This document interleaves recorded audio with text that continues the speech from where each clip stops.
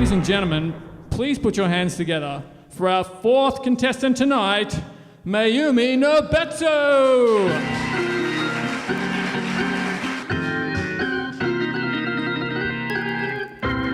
皆様こんにちは。なんていきなり日本語で始めちゃってびっくりでしょ。Now just for 10 seconds, you've simulated exactly how I used to feel when I just got into Australia.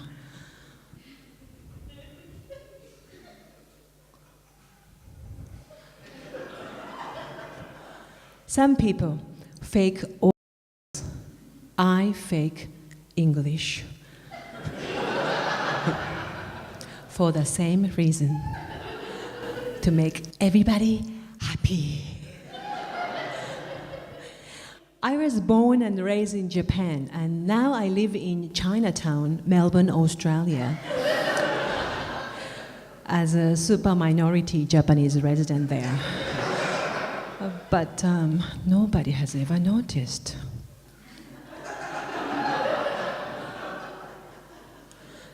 Is it because of my small eyes or the light? You look exactly the same.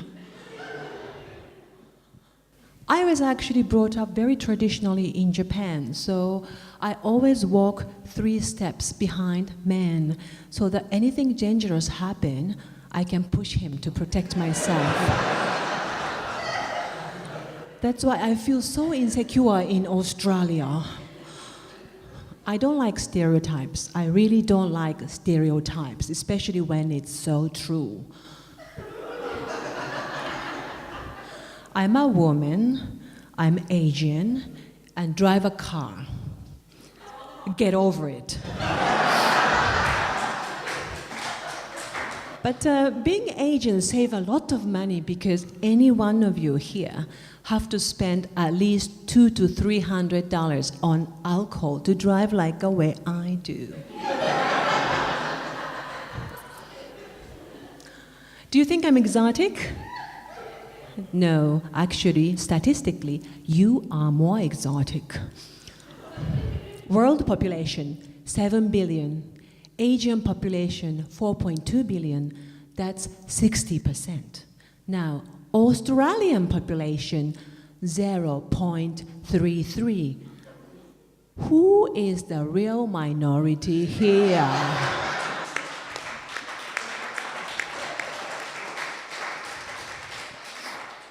Stand-up comedy. I really like stand-up comedy. It's been my long-time dream. I've always wanted to follow in the footsteps of the greatest Japanese stand-up comedians like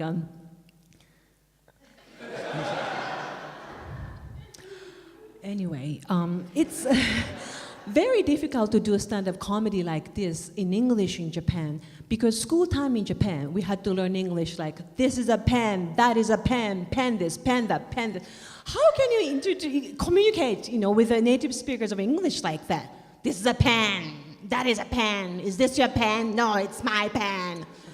That's why I'm so happy. Finally in Australia, I've reached the point to be able to say something like, hey, mate, what do you think you're doing, mate? You are cutting the queue, mate. Now go back to the end of the line.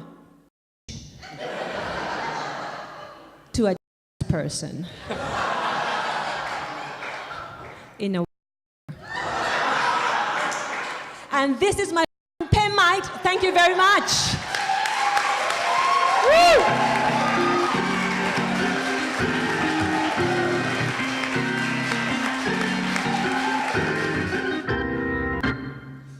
Now, where were we? Ah, yes. After graduating from Steiner, I went to university and studied arts. Papa, why did you hire an arts graduate to be your lab assistant? That's like hiring Charlie Sheen to be your marriage counselor. I cheated on my wife. Duh. Winning. Excuse me. Arts science? Which means, unlike most science nerds, I have the performance skills to MC a comedy show. That's why I got the job. The timing's been perfect, really, because I'm looking to move out of home. You are still living at home with your parents? That is so pathetic. I'm only living with one parent.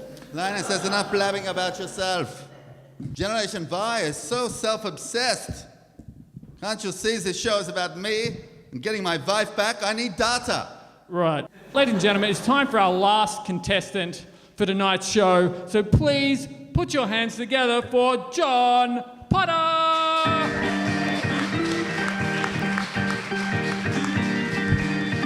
Hey everyone, you've probably... That really does go on, doesn't it? You've probably noticed by now that I share a surname with a fictional wizard from a poorly written series of children's novels. And for 10 years now, people have come up to me and they've been making the same joke.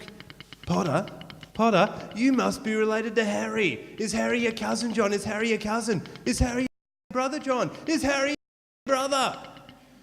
It never gets old, does it? And normally I just laugh it off. But it happened again this morning, and I don't know what happened, but something in me snapped. I turned around and screamed, no, I'm not related to Harry. Do you know why? It's because he's not real, is he? Tell you what, that didn't get the laugh from him that perhaps I was expecting. Instead, he just started crying and crying, calling for his mum.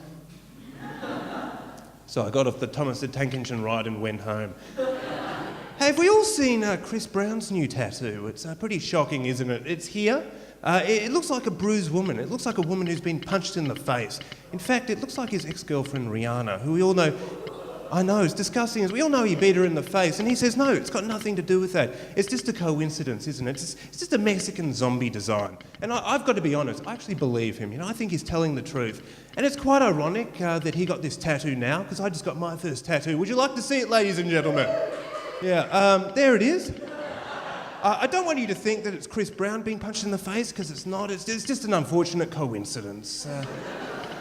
I'll tell you what, when my mother heard I was doing stand-up comedy for the first time, she called me up and she said, Potter, you better not do any comedy about your miserable childhood. I was shocked. I said, hear this, wench. I really wasn't unhappy till I was a teenager. Now, do you know, I did that joke in front of my mum the other week. She came and saw me for the first time ever, and I did that joke and she didn't laugh. In fact, she didn't laugh at any of my material. It wasn't until I was striding across the stage doing another hilarious monologue about aeroplane food when I tripped over, hit my head, and I cried a bit and a little bit of wee came out, and God, how she laughed. I hadn't seen her that happy since Princess Diana died. Thank you, ladies and gentlemen. Have a great night.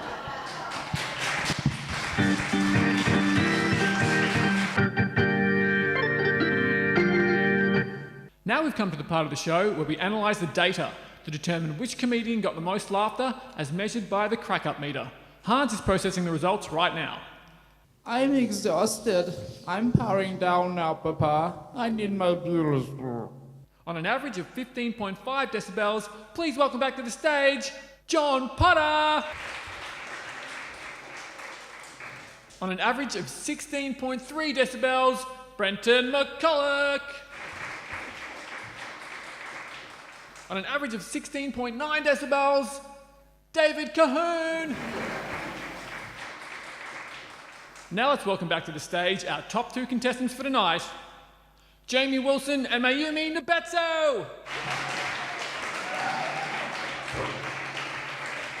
Our second biggest score for tonight was 17.9. But ladies and gentlemen, on 31.4, please go crazy for the winner of tonight's Krackup Lab, Mayumi Nabetso!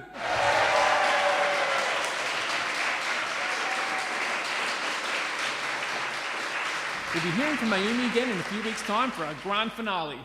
Let's hear another round of applause for all our contestants tonight.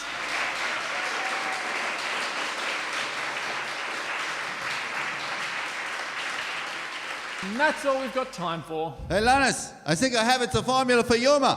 Say something funny then. Well, you show somebody your tattoo, tell them you can't drive, and that's sort of, something like that. Keep working on it, Doc. Until next week, get cracking, Melbourne. Good night.